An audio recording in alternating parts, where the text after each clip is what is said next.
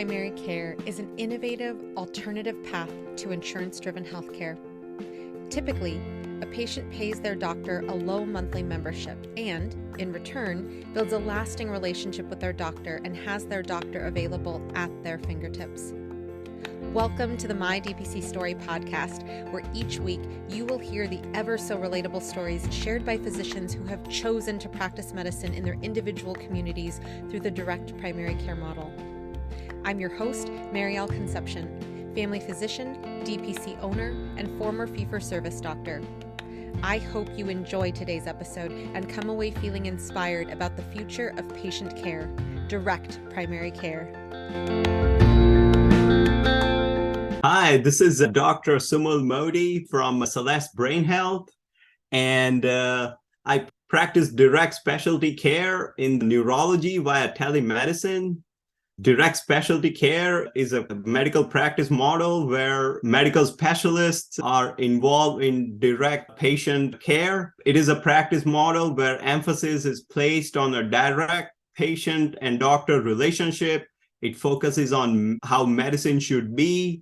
The doctor treats the patient directly, and then patient pays what's considered to be a reasonable fees for the services. There is very little or no influence from the insurance companies and employers and other middlemen. This is how medicine was supposed to be when I was a teenager in my head. And that's why I went to medical school. And this is my direct specialty care story.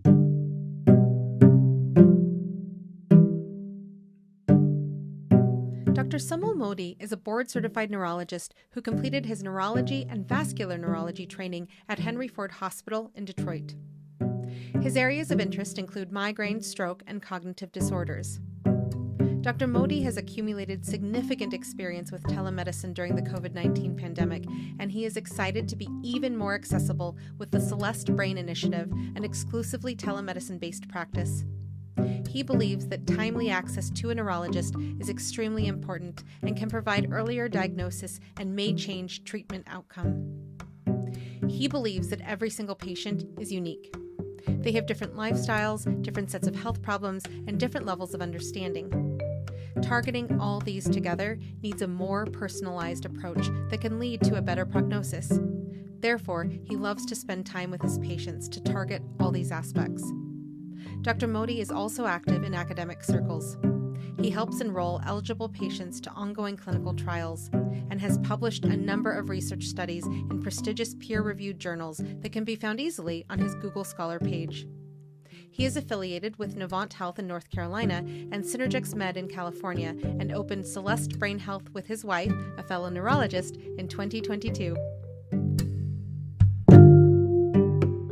Welcome to the podcast, Dr. Modi. Yeah, thank you for having me, Marielle. I am suspecting that there is a listener who is a specialist and who is listening to your opening statement and just being blown away, like so many doctors who are choosing to practice direct primary care as a business model, direct specialty care as a way of continuing the journey of medicine, like you described, how you thought and saw medicine was going to be when you pursued medicine even as a teenager. I want to start with something that actually you mentioned when you scheduled this interview, and that was that you love the freedom of your clinic. Now, you opened recently, and so just in the time that you've been open already, what has freedom looked like to you in Celeste Brain Health? Oh, this is amazing. I was burdened by all the protocols and rules and regulations by the employer, big employer, and the insurance companies, and that's everywhere. It's not in one state or one employer or one part of the country. It's everywhere throughout the United States. So I have been enjoying now the freedom of interviewing and treating patients without worrying about what my employer wants or what the insurance company wants. This is the essence of medicine. This is how I thought medicine was when I was a teenager and decided to be a doctor. I didn't know about all these insurance companies and all these rules and regulations and I didn't know I had to navigate through all this web to treat my patients back then. Very, very sad and very true that Even when I talk to residents who are just on the cusp of becoming attendings, they don't have an idea that what is to come is very different than what we wrote about in our admission statements to medical school. So when you talk about this idea of being able to treat and diagnose, given that you have created your own clinic, when you look at telemedicine versus the potentially in-person 8-minute visit and a fee-for-service job, what does your visit look like now? I assume that the quality is running laps around what you had the time to do in your fee-for-service practices before. Yeah, so the practice is very different now. Before, under the insurance model, I was spending most of my patient care time on the computer, clicking check boxes and filling out diagnostic codes. But now 90% of my patient is spent actually face to face on the video camera, but still face to face, talking with them and evaluating them. And only 5 or 10% of the time is spent in documentation and clicking on the computer, because I don't have to show some kind of compliance to some insurance program or the employer protocols. At what point did you decide I have to do something differently if I want to continue in neurology? It was the burnout. I have been in the insurance model for last 6 years as a neurologist, and slowly over time, burnout was building up. And at some point, I realized that I'm not truly loving the practice of neurology that I used to before. And that was around mid 2022 that I realized that. And that's when I decided to move out of this model. When you say what you loved about neurology, what was it that you loved about neurology that you've rediscovered in your own practice now? I can focus back to the treating diseases and conditions.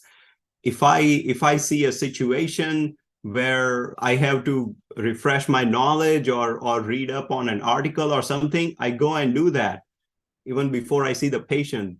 Previously, I was spending a lot of time in learning how the insurance companies and the big employers want patients to be managed, but now I don't have to worry about that part. What is the turnaround time to get seen at your practice? Just a few days. This is what I love about telemedicine. Yes, telemedicine is not able to diagnose all the neurological condition, and still 5% of the neurological conditions will require in-person exam, but that's just 5%. 95% of the neurological problems can be solved by the telemedicine, so patients don't have to wait for all these months. It's very efficient. Patients don't have to drive, wait in the office. And it's very useful for those patients who don't have transportation or those are disabled, and which is very common in neurology. Absolutely. And that's just what I was envisioning when you were saying that, like the tremors that prevent people from being able to drive safely an hour and a half to a specialist in our area. So when you decided that you needed another way, what was your journey like between, okay, I need to explore a different way, and finding direct specialty care? Yeah, so in 2022, when the burnout was being built up, me and my wife, who is also a neurologist, by the way, we decided that our career is not going where we dreamed about half decade ago, and we have to do something. And we both have experience in telemedicine from before, so we just thought of an innovative way to start a medical practice and not focusing on the rare diseases that require a detailed neuro exam, but rather focusing on those simple patients like a chronic headache, migraines, dementia, who have been waiting for weeks and months to see a neurologist. We thought telemedicine would be a great idea, and rather than focusing on getting an office space and how to establish a fully functioning office, we started thinking more about how to refine the telemedicine part so that the experience is seamless for the patients. It's easier for the patient if they need complex workup, imaging, labs, and all that. So how to accomplish that from remotely. outside the conventional model. So that required some brainstorming and some courage and some risk taking. And then finally, in a couple of weeks, we pulled the trigger and say, "Hey, let's do it. Let's take a risk." And it takes all of those things to become a physician also.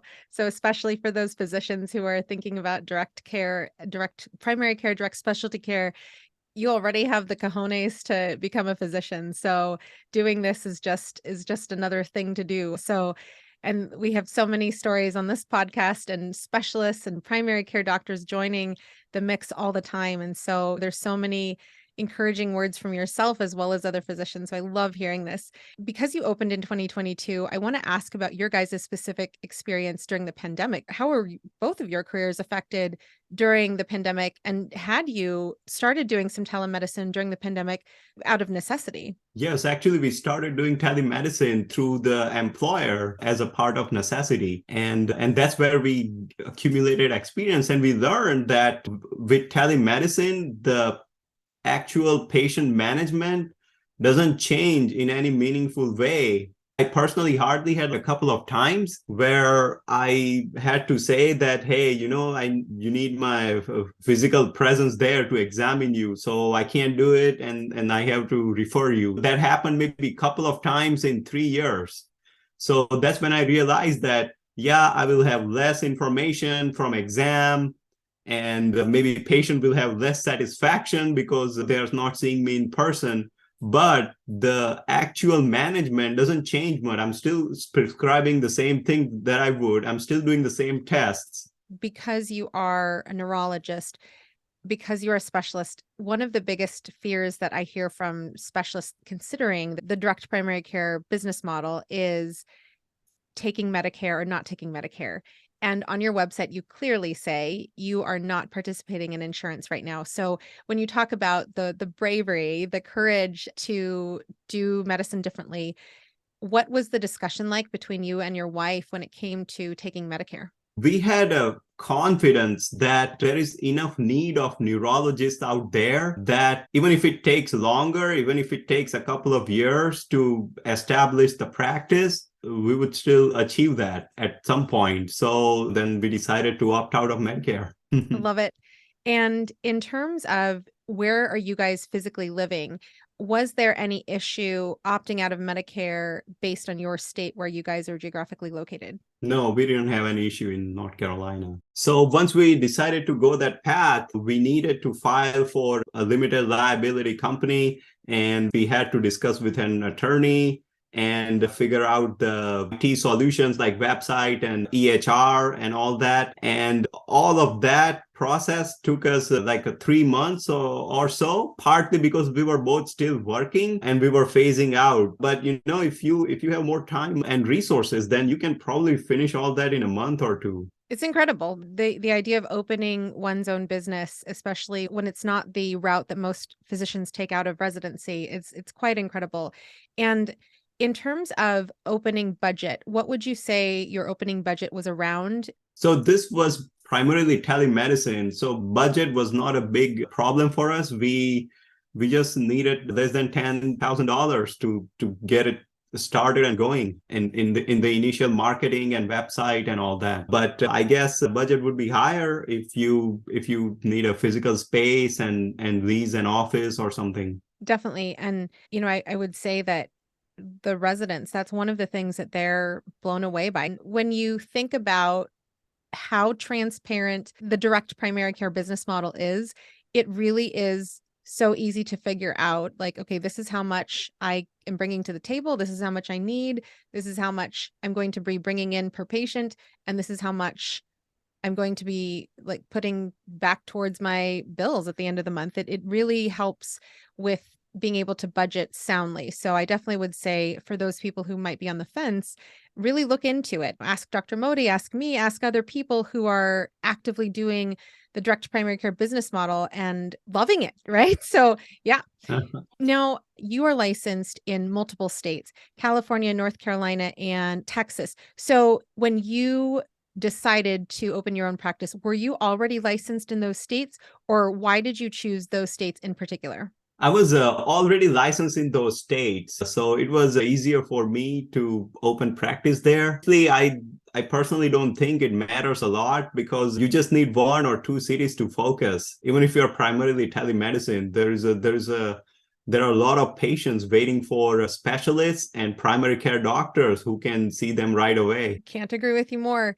And with you being geographically in North Carolina, were there any issues with non-competes when you decided to open? Since the practice is telemedicine, I did not have any issues with non-compete because my non-compete was only limited to inpatient neurology services. That is a huge thing to keep in mind for those people who are looking to practice and they're worried about non-competes. It's definitely something to rewind and listen to again. So that's awesome.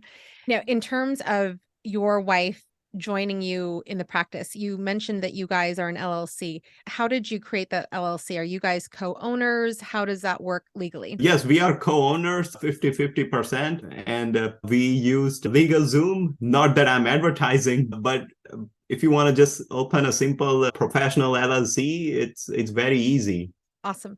What did it look like on opening day? Did you have marketing done to get patients in the door on day one, or how did you start getting patients into your practice? Yeah, so we had marketing started as soon as our malpractice was in place and our EHR and e-prescription was in place. We started marketing and we started getting inquiries right away. Awesome. And when you talk about marketing, what was your strongest lead generator that resulted in patients? The strongest lead generator was the direct primary care doctors that I had made connections with, some chiropractors, and those referred patients were the initial lead generator. Awesome. And this is something that I'm going to quote from Dr. Una, whose podcast is the Gantry MD podcast, but she says, your network is your net worth. And so that is awesome that you were able to talk to people and that resulted in patients in your practice. When you and your wife are practicing, do you guys have your own panel of patients or do you share patients depending on who's ever available? So we share patient on whoever is unavailable, and we don't exchange patients. Means if I see patient for the first time, that patient stays with me for continuity of care. Love it. And in terms of your guys' practice, do you use a portal? So if somebody needs to send you an image or a video or anything, a patient can upload something? Yes, absolutely. We have a portal. Awesome. Some practices don't have portals and other practices do. I do myself.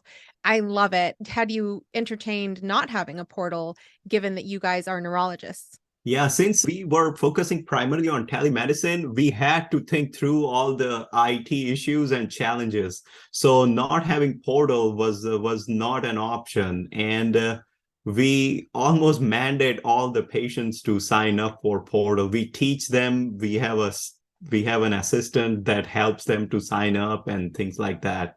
And then how is a person onboarded in regards to if somebody is coming to you for chronic headaches versus somebody is coming to you for Parkinson's? Do you have different workflows, different questionnaires going out to different people based on their diagnoses that they're seeking out care for? Yes, so patients can book appointment online through the website. And while they book an appointment, the website will ask for some very basic information. It's all secure and stored in a HIPAA compliant platform. And the same form will also have a consent form to be signed. And after the consent is signed, they can confirm the appointment. Great. And then your business hours, your open hours are starting at noon. And that speaks to my heart just because with two little kids and only having daycare recently, it was really hard for my husband and I to work if the kids were sick and we wanted to work full days. So we've always been half day doctors. But why did you choose to start at noon, both you and your wife? Yeah, so a couple of reasons. Partly same reason that you have child care and family life. At the same time, morning time is the exercise time. And so we try to focus on health also. For me personally, I also work with a personal injury clinic out in California, which is in a different time zone. So that works out for me. When it comes to the name, I want to ask about your clinic name because your clinic name is Celeste Brain Health. Can you tell us the story behind how it got its name? Yeah, that's interesting. Actually, while we were in the process of establishing and starting this practice, one evening my wife was reading a space book to our 4-year-old toddler. And while they were talking, the word Celeste came somewhere.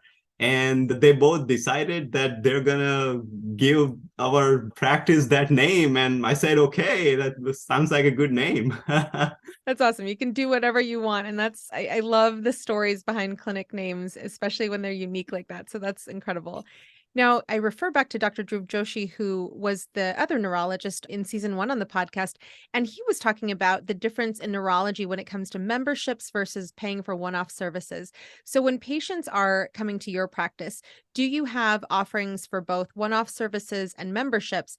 And what diagnoses fall into either of those categories? So yeah, we have options for members and non-members. Most of our patients are non-members because they need a neurology consultation one time, maybe one time follow-up or once a year follow-up or something like that. And so they can choose to be non-members. And if patients have chronic conditions like especially chronic headaches that require a lot of back and forth communication and chat messages with the doctor and phone calls, those are the patients that we recommend to be members so they can have my access to my direct number. Gotcha. And in terms of your fee structure, your fees are listed on your website, but then what happens if they do need communication afterwards, a follow-up visit with you? Do you have certain fees based on time? No, well, once I see them, they're my patients. So as long as they don't require daily communication with me for weeks and months, they can stay non-member and I'm still available for them via email and secure messages through the portal. Gotcha. And then, given what you just shared, have you and your wife envisioned what's your maximum number of patients that you would like to have in your practice? So since this is a specialty care, most of the patients would not want to be a member. And so we are not aiming any number of members target or anything like that. Our practice is mostly going to be non-membership based, first visit, follow-up visit, etc. Gotcha. Given that you shared earlier that you are also working California hours with the personal injury company, and you are also with what you shared, not necessarily having a goal of we want so many members by this year, do you see having a second job is recommended or necessary in your opinion? Yeah, initially in the first few months, I think it would be necessary to have a second source of income because you can predict till how long you will keep spending money in marketing and all those efforts to get your practice going.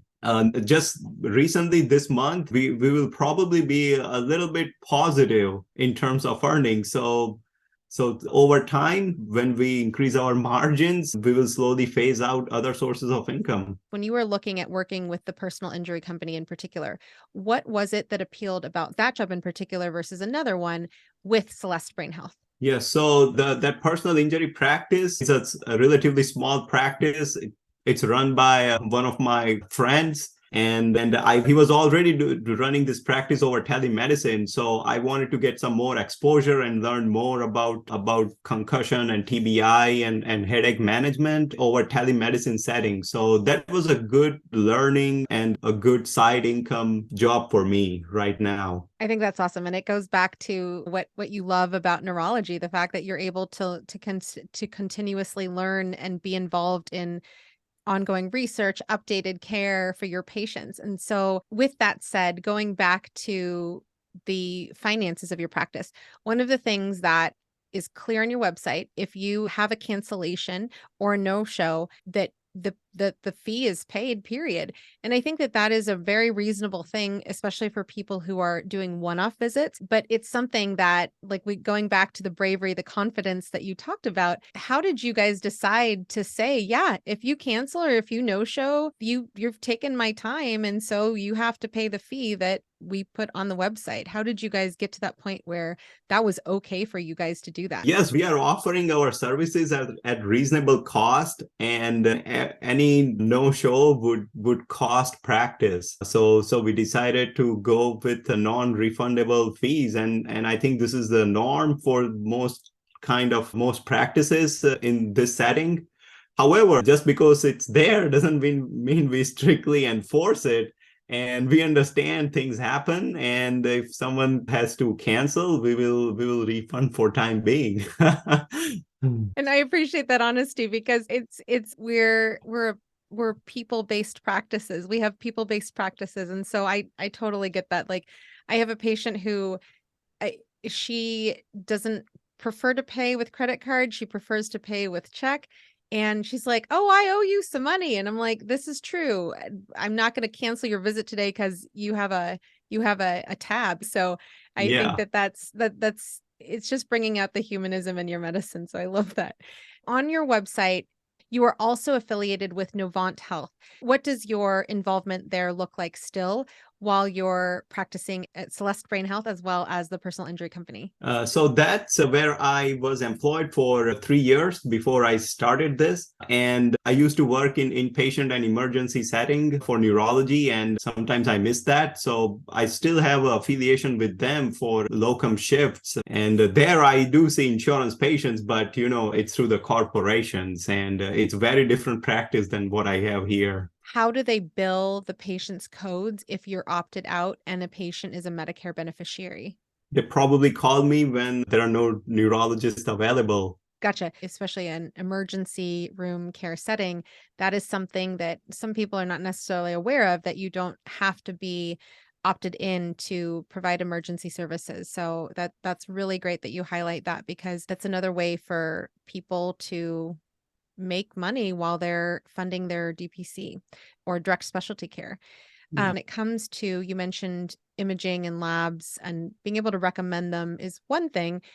Being able to say, "Hey, you're in Texas, go ahead and see this person for a discount lab, or this person in California, or this person in North Carolina." How did you create partnerships so that patients, no matter what state they're in, could access direct care labs, direct care imaging, direct care neurological studies?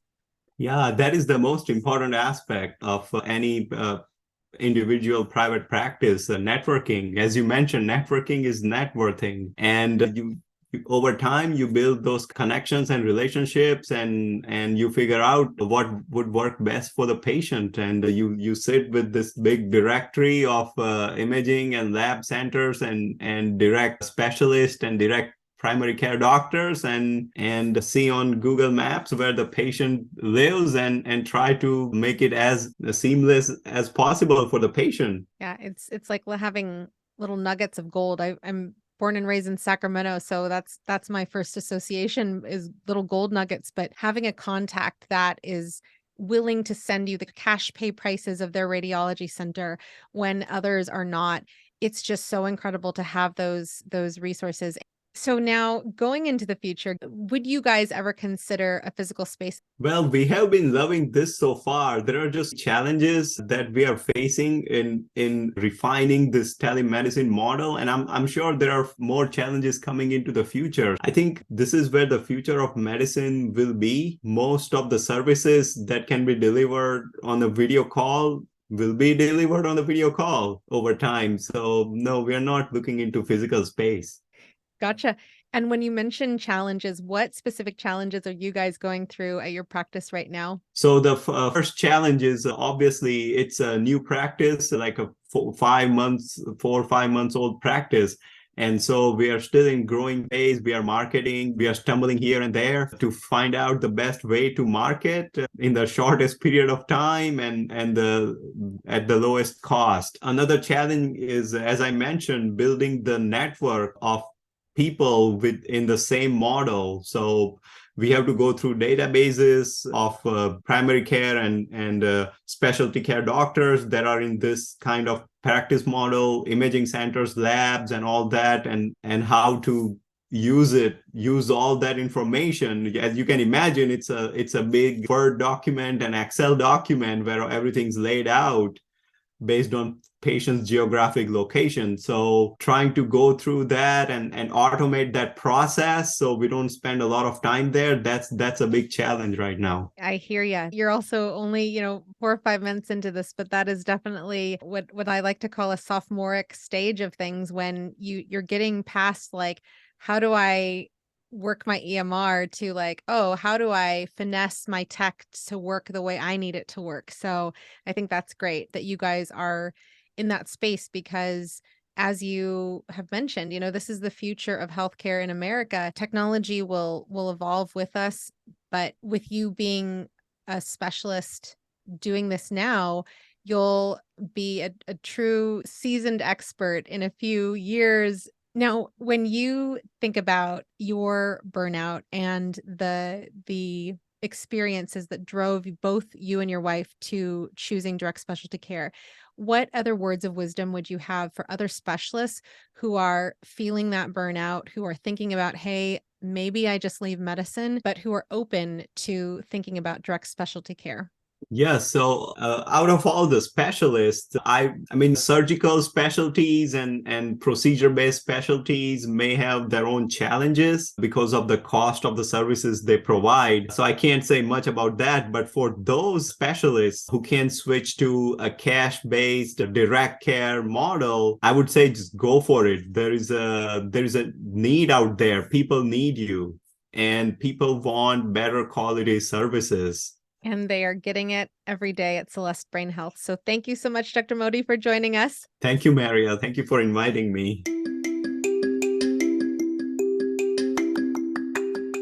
Next week, look forward to hearing from Dr. Jessica Fury of North Star Primary Care in Mequon, Wisconsin. If you've enjoyed the podcast and you haven't yet done so, subscribe today and share the episode with a physician you may know who needs to hear about DPC. Leave a 5-star review on Apple Podcasts and on Spotify now, as well, as it helps others to find all these DPC stories. Lastly, be sure to follow us on social media at My DPC Story. And if you're wanting to continue learning more about DPC in the meantime, check out dpcnews.com. Until next week, this is Marielle Concepcion.